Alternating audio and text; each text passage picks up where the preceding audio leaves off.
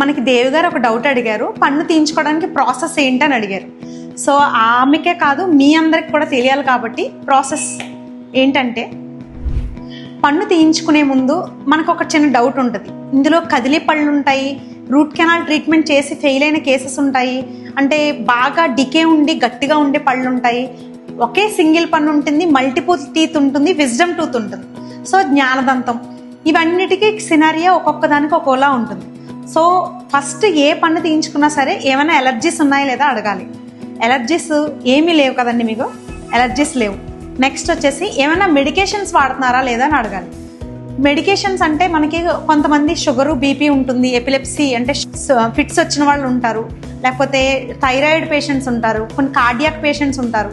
So medications అనేవి compulsory మనం కనుక్కోవాలి. ఏమైనా మెడికేషన్స్ యూస్ చేస్తున్నారా? ఏమీ లేదు.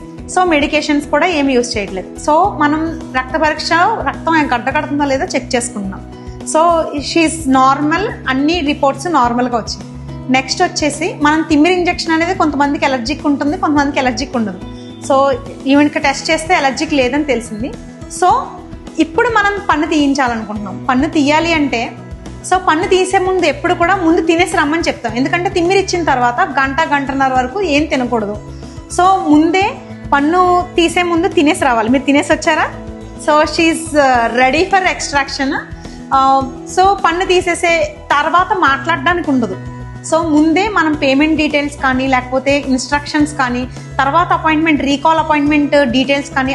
సో ముఖ్యంగా విషయం ఏంటంటే, బ్లీడింగ్ కంట్రోల్ అవ్వకపోతే వెంటనే వచ్చేయాలి మీరు.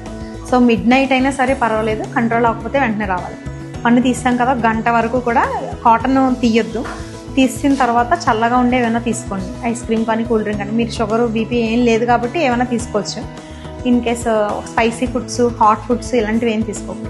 ఈ రోజంతా ఐస్ కాపురం అనేది, ఐస్ ప్యాక్ బయట నుంచి పెట్టండి, రేపు నుంచి అవసరం లేదు. ఓకేనండి.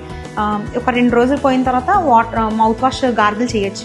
ఈ ఫస్ట్ 2 రోజులు గార్గిల్ చేయకూడదు, ఎందుకంటే క్లాట్ డిస్లాజ్ అయిపోతూ ఉంటుంది. ఇంకా మీకు మిగిలిన జాగ్రత్తలన్నీ బయట చెప్తారు. ఏ అస్మాను ఉమ్మేయడం అలాంటివి చేయకండి. ఓకేనండి. ఏమైనా ఇబ్బంది ఉంటే రండి.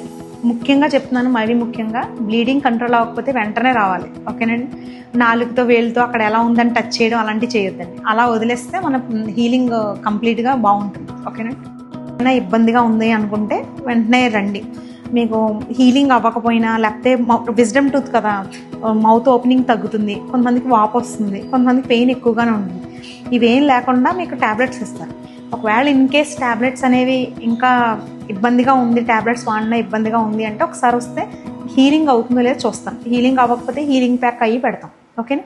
మీకు ఏమైనా ఇబ్బంది ఉంటే, డౌట్స్ ఉన్నా సరే ఏ టైం అయినా, మిడ్ నైట్ అయినా సరే కాల్ చేయొచ్చు. ఓకేనండి. ఓకే.